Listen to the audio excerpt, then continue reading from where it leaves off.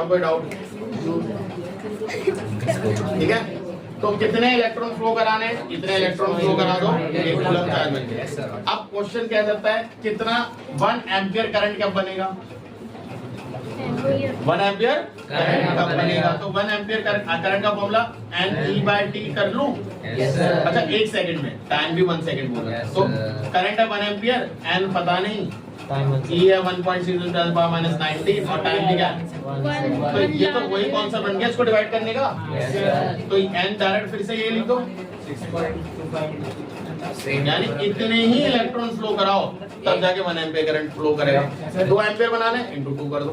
बात तो वही बस ऐसा यूनिट लगा। करंट इज इक्वल 1 एम्पियर और कूलम सेम। 3 एम्पियर चाहिए into 3 कर दो। समझ में आ रहा है नहीं आ रहा है? जितना चाहिए into करते चले जाओ, आपको मिलता चला जाएगा।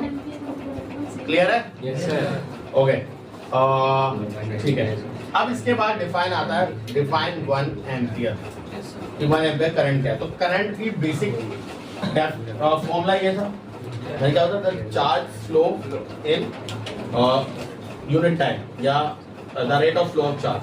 तो 1 एम्पियर क्या होता है? तो यहाँ पे 1 एम्पियर भरो, यहाँ 1 कूलम भरो, यहाँ 1 सेकंड। तो चार्ज के ऐसे करंट की ऐसा यूनिट एम्पियर सबको पता है? Yes, sir. चार्ज के ऐसा यूनिट कूलम, टाइम के ऐसा यूनिट सेकंड। पता होना चाहिए। Yes sir. तो एम्पियर ये हो गया। Yes sir. तो 1 एम्पियर क्या है? 1 ampere is the current when 1 coulomb charge क्या करता है? अभी बोलते हैं ना 1 कूलम चार्ज बैठा है और 1 सेकंड। 1 कूलम ऐसे 1 सेकंड। करंट नहीं बनेगा। ठीक है, चार्ज बैठता तो नहीं है ना, चार्ज क्या करता है? लो। बड़ा नोट। ठीक है, पानी पानी नोटी है वो। ठीक है, भावनाएं नहीं है, भावनाओं की बातें नहीं है।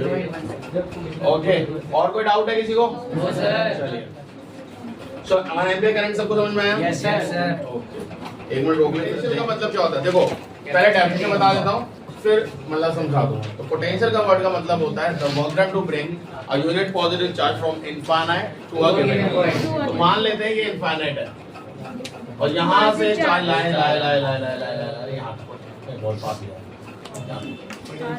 ठीक है, तो यहाँ तक हम चार्ज लाए इनफाइनाइट से। ठीक है, तो अब इमेजिन करो यहाँ पे ना इस डेफिनेशन में, चाहे आप कोई सी बुक पढ़ लो, एक बहुत बड़ा एक पॉइंट मिसिंग है। ठीक है, बहुत बड़ा पॉइंट मिसिंग है in the presence of source charge. In the presence of source charge. Source charge नहीं लिखा। आप चाहे कंसाइंस पढ़ो, एमएल अग्रवाल पढ़ो, नूतन कुछ भी पढ़ लो, आपको सोर्स चार्ज नहीं मिलेगा।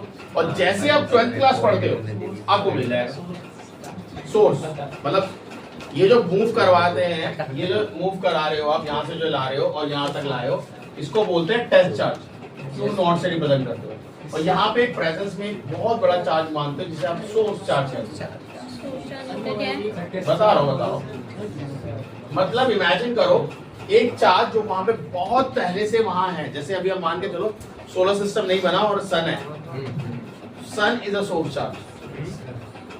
सन इज अ सोर्स चार्ज। अब सन को इमेजिन करो, सन इज पॉजिटिव। ठीक है, अर्थ हम ला रहे हैं। ठीक है, अर्थ भी पॉजिटिव है।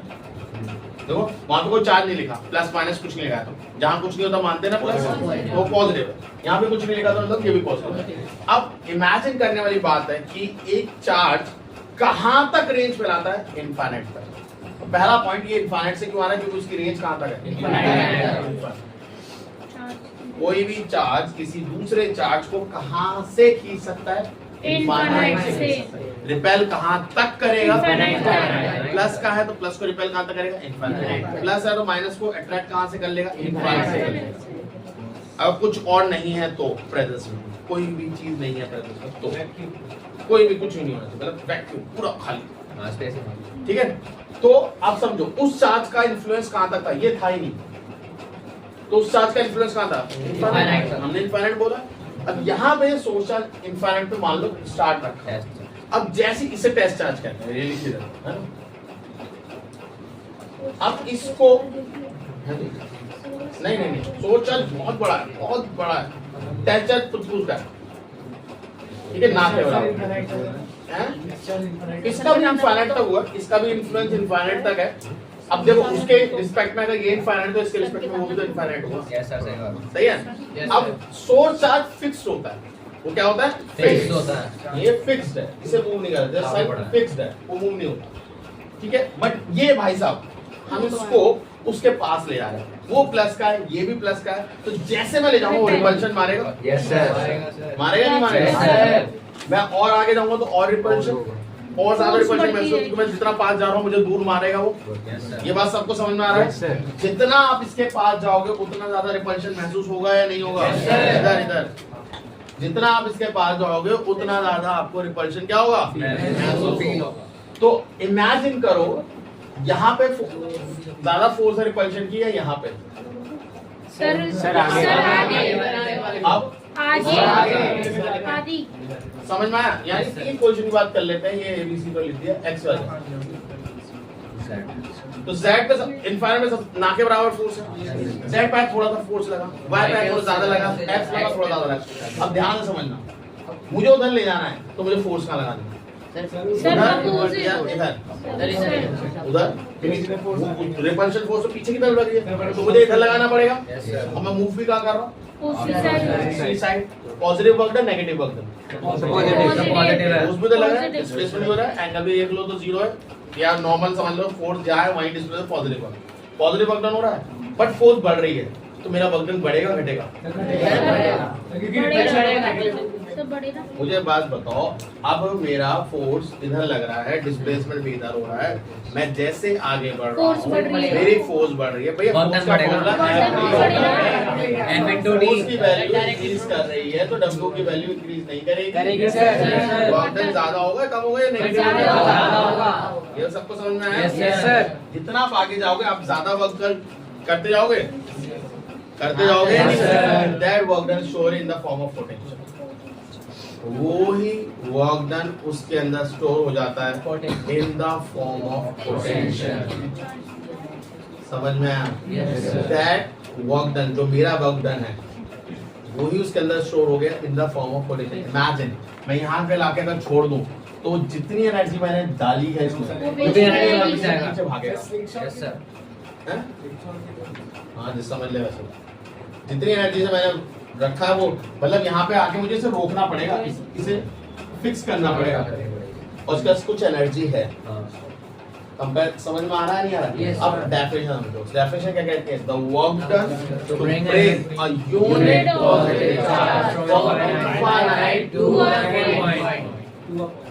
ठीक है, is known as potential of that point. ठीक है, अब डेफिनेशन में एक बात छुपी है, the work done to bring a unit positive charge.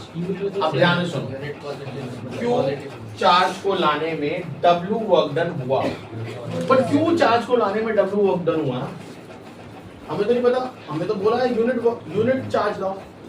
ठीक है, work done to bring a unit positive charge. Unit का मतलब क्या होता है? तुम सब ने अलग अलग चार्ज लाए, मुझे अलग अलग चार्ज से मतलब नहीं। एक कूलम लाने में कितना चार्ज एनर्जी लगेगी, तो यूनिटरी मेथड से डिवाइड कर दो, यही है बी, इसको कहते हैं voltage। जो आप वर्क डन लाए क्यू चार्ज का, मुझे पूरा क्यू का नहीं चाहिए, मुझे सिर्फ 1 कूलम का चाहिए।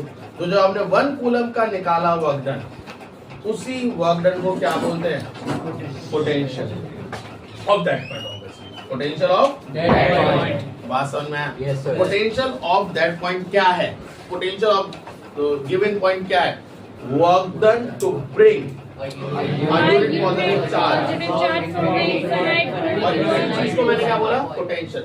अब तुम कहोगे देखो डेफिनेशन, और अपने अभी तो मैंने इसको इसके वर्किंग से जोड़ा था, अब इसकी फॉर्मूले से जोड़ता हूँ। मैंने यही बोला है, अगर Q की वैल्यू 1 हो जाए 1 कूलम, तो यही तो है 1 unit positive charge, unit positive charge, यही तो होता है। अब जरा डेफिनेशन पढ़ना, a unit positive charge work done, तो V इक्वल टू W हो जाएगा नहीं हो जाएगा? Work done to bring unit positive charge from infinite to a unit point is called potential. Work done potential के इक्वल हो गए कब? चार्ज क्या था? वन ये फॉर्मूले से ड्राइव, ये उसके वर्क से ड्राइव है। अब ये बैटरी में कैसे होता है सर? बैटरी में मैंने अभी आपको बताया था, एक कूलम आप चार्ज लेके आ रहे हैं, बट आप बैटरी में पोटेंशियल नहीं बनाते, आप बैटरी में पोटेंशियल डिफरेंस। अब वो समझे, पहले पोटेंशियल समझे में आया नहीं है? Yes, sir. अब इमेजिन करो सेम इनफाइनाइट से लाए यहाँ तक, तो कहाँ पे ज्यादा वर्क डन होगा? यहाँ पे या यहाँ पे? D point पे। क्योंकि आप ज्यादा पास गए, ज्यादा पास गए तो ज्यादा वर्क डन करा, ज्यादा वर्क डन करा तो उसके अंदर ज्यादा पोटेंशियल है, तो obviously VB is greater than VA। तो पोटेंशियल डिफरेंस क्या होगा? VB minus VA। This is called potential difference। और मैंने बोला this potential difference is the cause of current। If there is a potential difference, there will be a current। If there will be no potential difference, there will be no current। Cause of current हो सकता है। Cause of current क्या हो सकता है? Potential difference is the cause of current। Potential difference नहीं है, no current। अब हाँ, एक और मजेदार बात सुनो, अगर पोटेंशियल डिफरेंस नहीं है तो क्या फ्लो ऑफ चार्ज होगा? फ्लो ऑफ इलेक्ट्रॉन होगा? नहीं होगा। क्या? होगा। सर फ्लो ऑफ इलेक्ट्रॉन होगा लेकिन चार्ज नहीं होगा। अब सुनो, मैंने क्या बोला? मैंने बोला है अगर पोटेंशियल डिफरेंस नहीं होगा, पोटेंशियल जरूरी है। पोटेंशियल डिफरेंस नहीं होगा तो क्या फ्लो ऑफ इलेक्ट्रॉन होगा? इलेक्ट्रॉन फ्लो करेगा। इलेक्ट्रॉन सुनो, इलेक्ट्रॉन एक ही कंडीशन है जब फ्लो नहीं करते, व्हेन थर्मल एनर्जी, थर्मल यानी हीट एनर्जी जीरो। ये हमारा नॉर्मल जो टेम्परेचर है जिसे रूम टेम्परेचर कहते हैं, इस टेम्परेचर की जो एनर्जी है वो इलेक्ट्रॉन लेके फ्रीली मूव करते हैं, यानी वायर में रैंडम इलेक्ट्रॉन मूव कर रहे होंगे। बट मजेदार बात ये है, इमेजिन करो ये वायर है,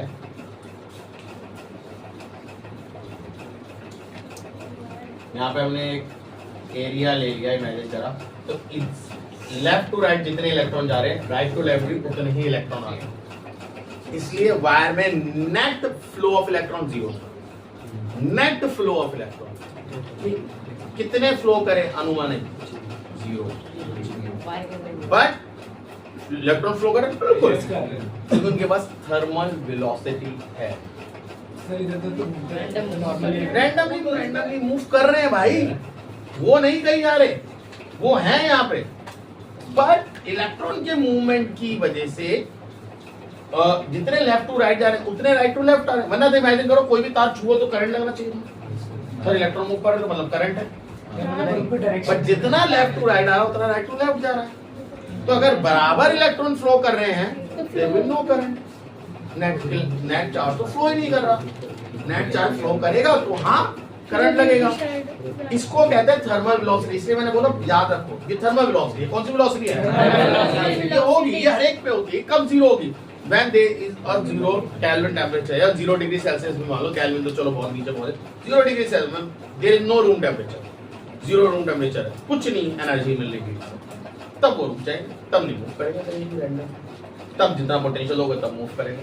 समझ में आ रही है बातें? नहीं आ रही है? ओके, अब पोटेंशियल डिफरेंस पढ़ने के लिए पोटेंशियल क्यों पढ़ना था?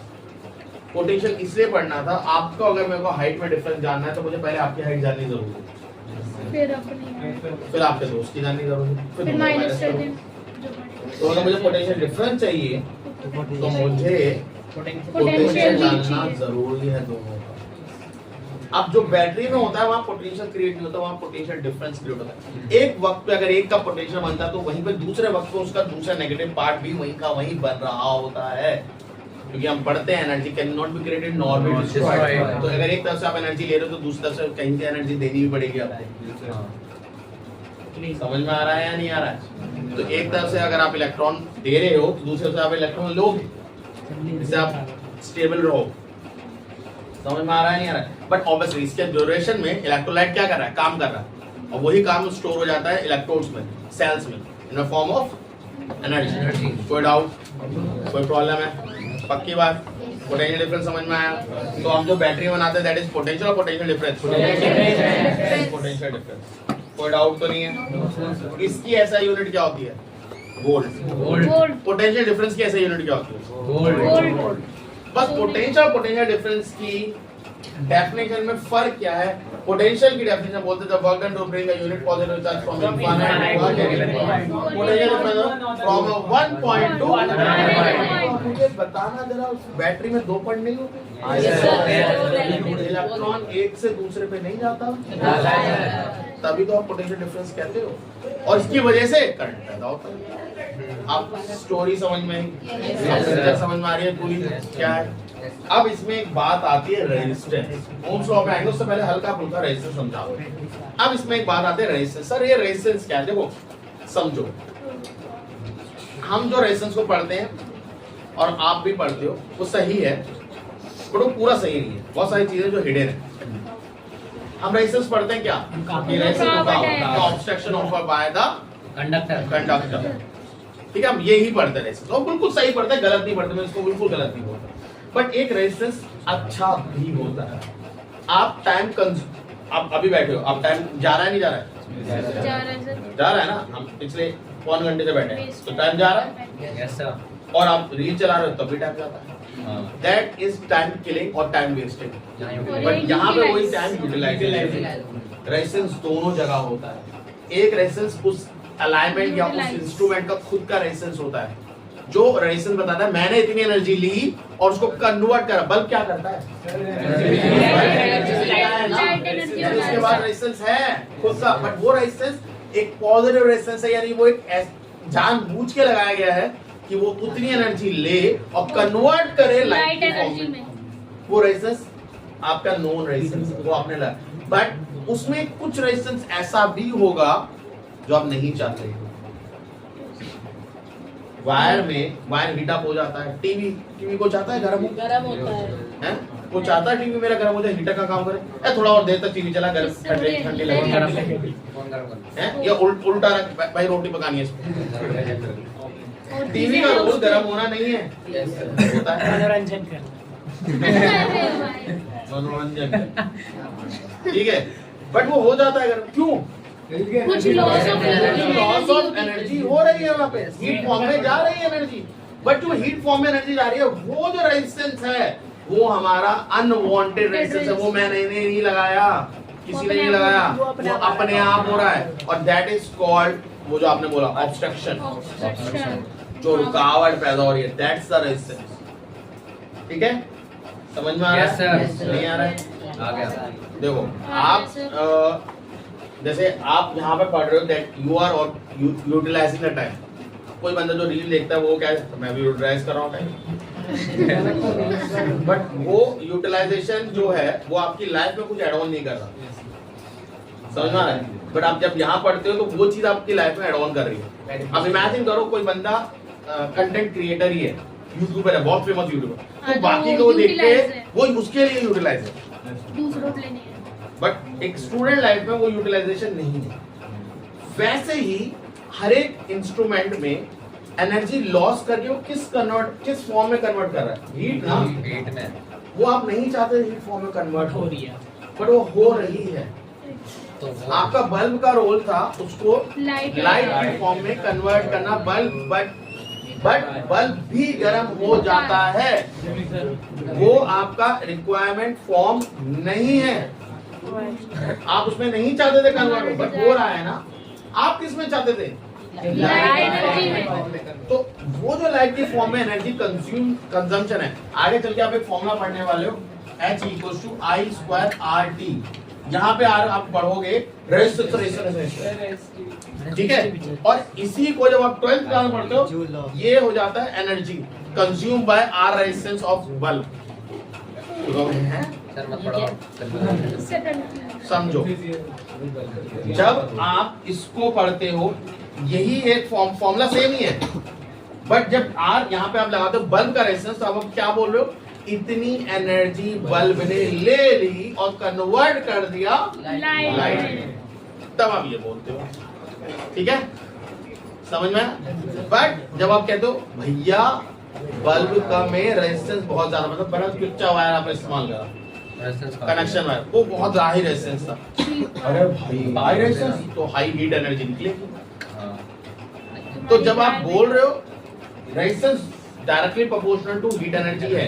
यहाँ पे हीट है एनर्जी Yes, की, sir. वो दिखा रहा है, वो डायरेक्टली प्रोपोर्शनल, बट वो कन्वर्जन के फॉर्म में तो डायरेक्टली प्रोपोर्शनल है, वो उस फॉर्म में इनवर्सली प्रोपोर्शनल थोड़ी, वो भी डायरेक्टली जितना प्रोपोर्शनल। अगर देखो आप कौन सा रेजिस्टेंस डाल रहे हो उस पर भी डिपेंड कर रहा है। मैं बोल रहा हूँ टाइम कैसे यूटिलाइज कर रहे हो, हाँ सर टाइम तो पूरा यूज कर रहे हैं, कैसे कैसे कर रहे हो वो बताओ, वो नहीं ठीक है।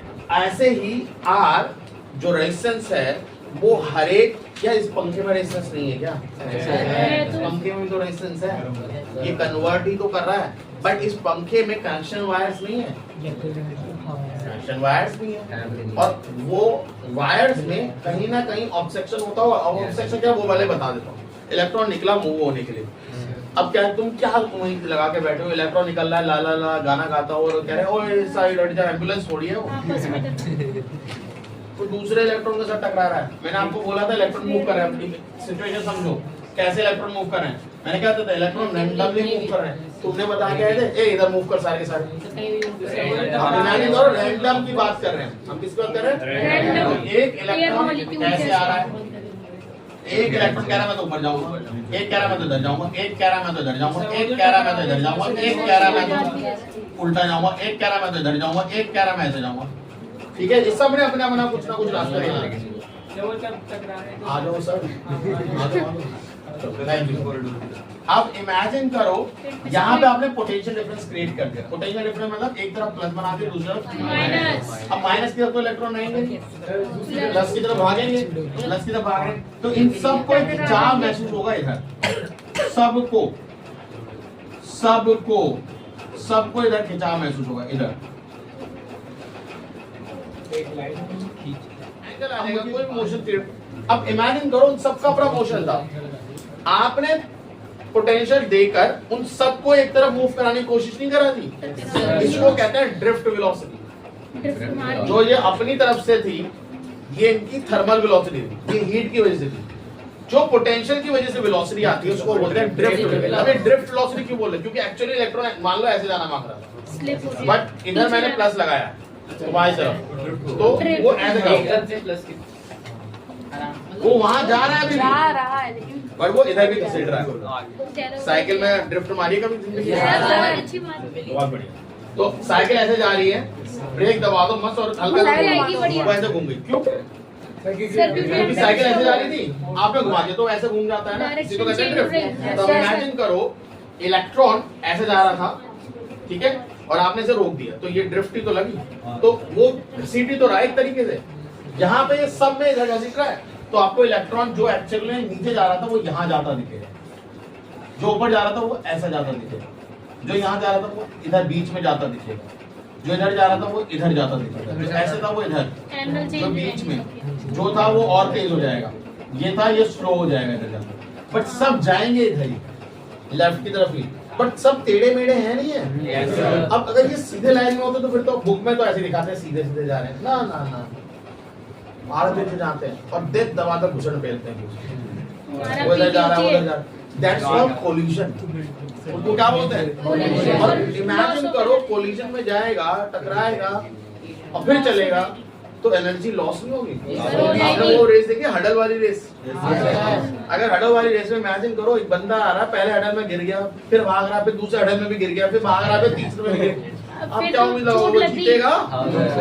वो नहीं जीतेगा भाई, क्यों? बेचारे की जो स्पीड बढ़ी पहले हडल में गिर के फिर सुई से स्टार्ट करेगा, बट अगर वो हडल क्रॉस करता चला जाए तो स्पीड बढ़ती जाएगी, बट ऐसा तो नहीं हो रहा ना। अब इमेजिन करो ये सिचुएशन, उसके पास एनर्जी थी, वो गया गया गया टकरा के था, कहाँ गई वो एनर्जी जो थी तेरे पास? That energy become loss, and that energy loss is known as resistance. जो एनर्जी का लॉस हुआ वो एनर्जी के लॉस को कहते हैं रेजिस्टेंस। अब इसको बोलते हैं कोलिजन। अब इमेजिन करो टेम्परेचर बढ़ाने से कोलिजन पे क्या इफेक्ट आता होगा? वो ज्यादा होता है, सब बढ़ रहे हैं, तेज तेज बढ़ रहे हैं दूसरे स्पीड। भाई कहते हैं ना speed give thrill but it's kill, है ना? तो वही यहाँ पे स्पीड अप तो हुए बट टकराए और फिर से 0, फिर टकरा है, फिर 0। तो टेम्परेचर बढ़ाने से तभी रेजिस्टेंस पे आएंगे। अब ये बात समझ में आई नहीं है? तो यहाँ जो मैं रेजिस्टेंस की बात कर रहा हूँ किसकी बात हो रही है? रुकावट। यहाँ पे वो फायदे वाले रेजिस्टेंस की बात नहीं हो रही। जब आएगी जब मैं आपको बता दूंगा बेटा ये फायदा वाला रेजिस्टेंस की बात होगी। जैसे आपको न्यूमेरिकल आता है कि कितनी एनर्जी इसने कंज्यूम करी, आपको रेजिस्टेंस ऑफ कोई भी हीटर पीटर दिया हुआ है, तो उस वक्त जो रेजिस्टेंस ऑफ हीटर दिया है वो आप कंजम्पशन ऑफ एनर्जी के लिए दिया है, बेसिस ऑफ एनर्जी के लिए नहीं। वो हाँ वो भाई देखो हर एक इलेक्ट्रिकल अप्लायंसेस में रेजिस्टेंस होता है। हाँ वो जो कंज्यूम करने के लिए कि मैं कन्वर्ट करूंगा, जैसे आप हीटर की बात करो तो मैं इतनी कन्वर्ट करके हीट दूंगा, बल्ब की बात मैं इतनी कन्वर्ट करके लाइट दूंगा, टीवी की बात मैं इतनी कन्वर्ट करके मनोरंजन दूंगा। ओके, ओम्स लॉ में क्या होता है? ओम्स ने बोला potential is directly proportional to current flow in conductor. ठीक है, B is directly proportional to I। ठीक है, अब बुक्स कई बुक्स बोलती हैं नहीं भैया I is directly proportional to B है। कई बुक्स क्या बोलती हैं? I is directly proportional to B। अब देखो मैं उन बुक्स को गलत नहीं बोल रहा, ये वाइस वर्सा है, दोनों एक दूसरे पे डिपेंडेंसी शो करते हैं। अब जैसे मैं ओके फाइन, चाशनी का एक एग्जांपल है। चाशनी चाशनी चाशनी चाशनी चाशनी चाशनी बोल चाशनी। तो ओके, चाशनी में अगर आप चीनी ज्यादा मिलाओगे तो चाशनी ज्यादा मीठी होगी। ठीक है, मीठी होगी ज्यादा, बहुत ज्यादा मीठी होगी। अगर अब मैं कह रहा हूँ वो कम मीठी है तो इसका मतलब क्या है? इसके लिए आपने बहुत ज्यादा IQ दे दिया। अब इसको समझो, there is high current, that what do you mean by that? High flow of There is electron. high voltage, there is low current. Low voltage. Okay, I am applying high voltage, then there will be High current. no, I will apply low voltage. Low current. इसमें बहुत high IQ की जरूरत नहीं, बहुत simple सी चीज। तो आप दोनों तरफ से चीजों को समझ सकते हैं। ठीक है, अब तुम कहोगे सर आपने ये क्यों? मैं सर्किट स्टडी करता हूँ, इसको स्टडी कर रहा हूँ सर्किट, मैं सेल स्टडी नहीं कर रहा। क्या स्टडी कर रहा हूँ? सर्किट। और सर्किट में क्या स्टडी कर रहा हूँ? वायर।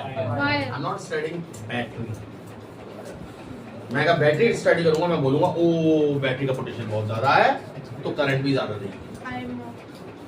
मैं भी स्टडी कर रहा हूँ, मैं सर्किट भी बना देता हूँ, फिर ज्यादा बेटर समझ में आएगा। सर्किट कुछ ऐसा होता है, यहाँ पे वोल्ट मीटर लगता है, ये बता दूंगा पहले में क्यों लगा, इसे यहाँ रियोस्टेट होता है, यहाँ पे एमीटर होगा, ये रियोस्टेट है, बस हो गया। ठीक है, इसको बोलते हैं रियोस्टेट, ये होता है रेजिस्टेंस, ये रहा वोल्टमीटर, ये एमीटर, ये यहाँ पे चाहिए तो ये लोकी। अब सीधी बात है, मैं को क्या स्टडी कर रहा हूँ? मैं इस रेजिस्टेंस को स्टडी कर रहा हूँ। अब ये रेजिस्टेंस क्या है? ये वायर हो सकता है, ये आपका कोई बल्ब हो सकता है, ये आपका हीटर हो सकता है, या कुछ भी इलेक्ट्रिकल, इसको स्टडी कर। वैसे स्टडी कर रहा हूँ तो बैटरी को तो स्टडी नहीं कर रहा हूँ। मैं बैटरी में मुझे लिखा होता 15 वोल्ट की बैटरी, 19 वोल्ट की बैटरी, 1.5 वोल्ट की बैटरी, 200 वोल्ट की बैटरी, तो मैं कहूँ ओ इतनी ज्यादा वोल्ट की बैटरी है, इतना ज्यादा करंट देगी। समझ में आ रहा? मुझे नहीं पता वो क्या है, मैं स्टडी इसको कर रहा हूँ। मैं देख रहा हूँ करंट कितना जाएगा और उसमें कितना पोटेंशियल है, मैं इसको स्टडी कर रहा हूँ।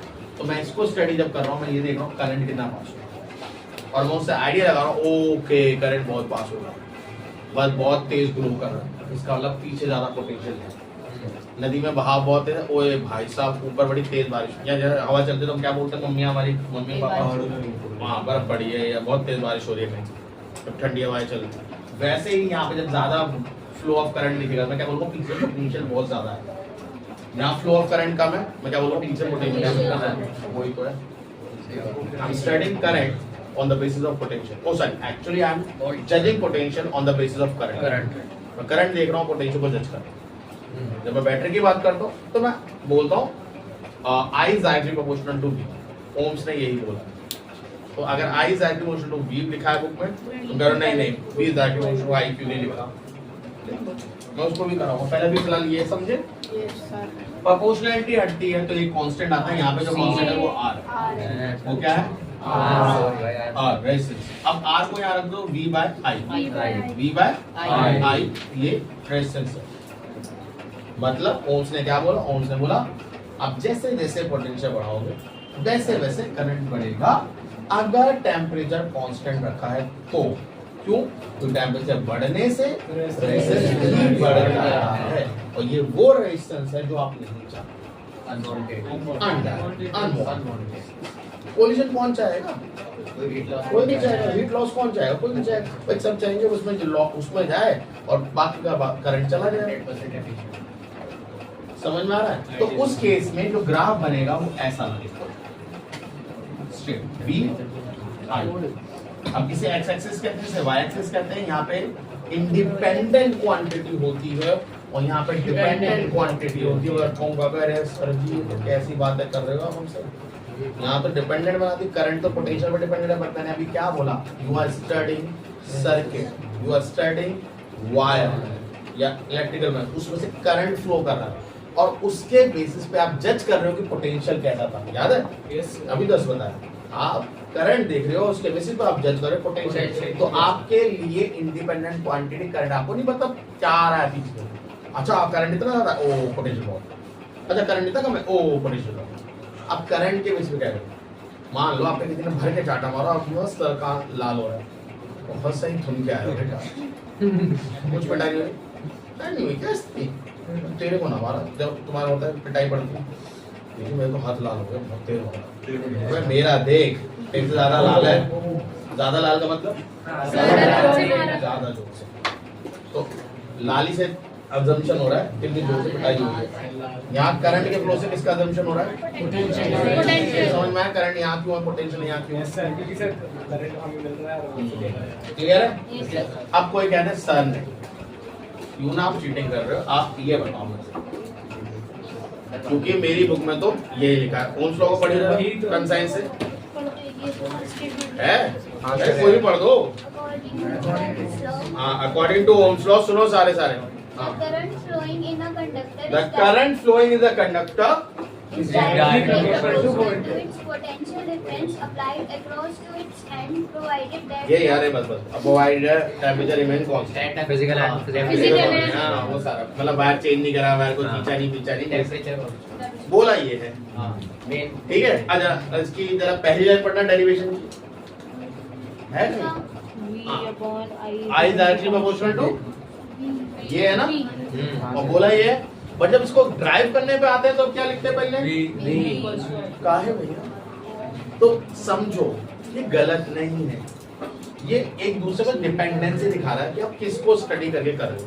तो अगर आपने एग्जाम में लिख दिया कि potential difference is directly current is directly proportional to the potential difference applied across the conductor in which physical quantity remain constant at constant temperature, वो भी सही होगा। चला हमें हमारी तो ना मानोगे, हम ज्यादा बड़े टीचर ना है, फिजिक्स वाला की तो मानोगे, उसको भी जाके देखना वो भी यही है, उसकी मान लेगा मेरी नहीं मानेगा कब उन्होंने देखो उन्होंने इस बात में वो घुसना नहीं मांगा, उन्होंने उस बात में घुसेंगे तो उन्होंने ये चीज डायरेक्ट बता दी, उन्होंने ये वाला डायरेक्ट बताया, दिस डायरेक्ट प्रोपोर्शनल है। उन्होंने बुक पढ़ी नहीं, उन्होंने कहा भाई ये बताऊंगा, बच्चे कंफ्यूज होंगे, वो वाकई में होते हैं क्योंकि लिखा बुक में ये है, करते ही ये है। अभी आपके सामने रीड कराया, मैं तो बुक छापी नहीं अभी हाथों बैठ कर पढ़े, होता ही है, लिखते ही है। अब यहाँ से अगर करेंगे तो सर क्या आएगा, यहाँ से है कंडक्टेंस, सॉरी कैपेसिटेंस क्या होगा, कंडक्टेंस, कि वो कितना ज्यादा कंडक्ट करेगा। आप देखो इधर सुनो सुनो सुनो, तो सी की वैल्यू क्या हो जाएगी, आई बाय, अब भी यहाँ है नहीं, हाँ ठीक है। और ये अब इमेजिन करो, सुनो बहुत ध्यान से, तो तुमने मैथ्स थोड़ी तो पढ़ी होगी, 9 तो पढ़ी होगी यार, 10 की बात कर आए हो। tan थीटा श्लोक याद है, पिछले साल पढ़ाया था। Yes, sir. श्लोक का मतलब tan थीटा है, उसमें भी था। tan थीटा का मतलब क्या होता है, change in y upon change in b upon change in i। तो अगर I by V का ग्राफ है, क्या किसका ग्राफ है? I by V का ग्राफ है। ओ सॉरी, V by I का ग्राफ है, तो क्या देगा? रेजिस्टेंस, क्योंकि I by V क्या होता है? वो V by I क्या होता है? Resistance. अगर वो I by V का ग्राफ है, Conductance. इसका tan थीटा क्या देगा? यानी इसका स्लोप क्या देगा? Tan I upon Tan V, जो कि क्या होगा? कंडक्टेंस, जो कि क्या होगा? कंडक्टेंस। अब ये बात क्लियर हो गई? अब जरा इधर आओ फटाफट मजेदार तरीके से। ये है B, ये है I, ये है दो ग्राफ, ये है A, ये है B, ये A का है, ये B का। कौन बेहतर कंडक्टर है? Sir, A. A, A. क्योंकि जितना ज्यादा एंगल है, स्लोप tan थीटा से भी तो था, Yes, sir. जिसका जितना ज्यादा एंगल है थीटा 1 थीटा 2, इसका ज्यादा एंगल है ना, तो उसका तो इसका रेजिस्टेंस Which ज्यादा ज्यादा है? So, इसका ज्यादा रेजिस्टेंस consume करेगा कम है, energy. तो ये ज्यादा ऑब्स्ट्रक्शन नहीं प्रोवाइड करेगा, ये ज्यादा ऑब्स्ट्रक्शन। जो कम दे रहा अब इसको ले लो,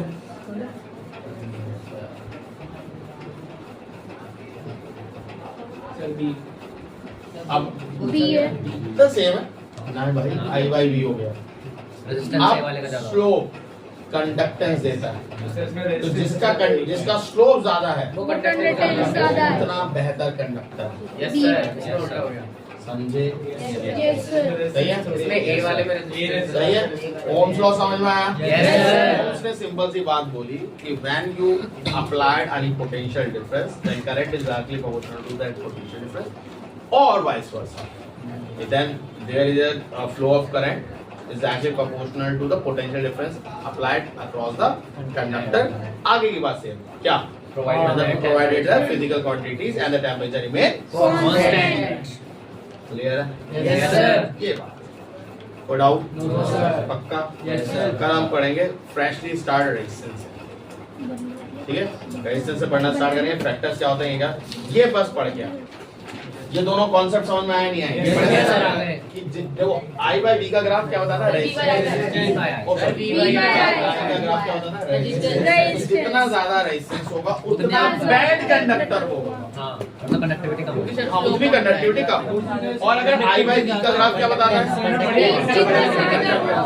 तो जितना ज्यादा कंडक्टेंस होगा, पर मैं पूछूंगा इसमें किसका रेजिस्टेंस कम है? B वाले। B वाले ना B.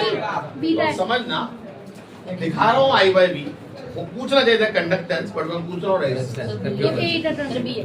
A है. तो रेजिस्टेंस का ज्यादा है? हाँ, A. Sir, A A का। A का रेजिस्टेंस कम है. क्योंकि देखो B का कंडक्टेंस ज्यादा है, समझो B का कंडक्टेंस ज्यादा है, इसका मतलब रेजिस्टेंस कम है। रेजिस्टेंस कम है गुड कंडक्टर A का कंडक्टेंस कम है, इसका मतलब उसका रेजिस्टेंस ज्यादा है। ठीक है? तो रेजिस्टेंस अब मैं ये क्वेश्चन में कैसे लाया हूँ, अगर आपको याद हो, सुनो। आपको उन्होंने करंट में ऐसा पूछा था कि डेंसर से रेयर जा रही है, तो अवे फ्रॉम नॉर्मल होगा। Away from ये हमें normal. पता है। Yes. और उसने बदतमीजों ने बोर्ड में क्या पूछा, ये दिया ही नहीं ऑप्शन। उन्होंने क्या बोला, बड़ा स्पीड बढ़ेगी, Sir, speed एंगल ऑफ बढ़ेगी. रिफ्लेक्शन बढ़ेगा। Speed तो उन्होंने ऐसा बोला, उन्होंने नहीं बोला बैंड अवे फ्रॉम नॉर्मल, क्योंकि कह रहे तो बच्चों को रटा हुआ है। When light travel from denser to rarer, it bend away from ना normal. normal. Increase भी होती है speed. ऐसे ही ये है। I by V का ग्राफ बच्चों को रटाएगा, क्या कंडक्टेंस बताएगा। हम इसमें पूछेंगे रेजिस्टेंस किसका ज्यादा। Speed इंक्रीज होगी ना, समझ है? हाँ, उसके अंदर होगी. Denser में समझ में आया? जाएगी लेकिन इसमें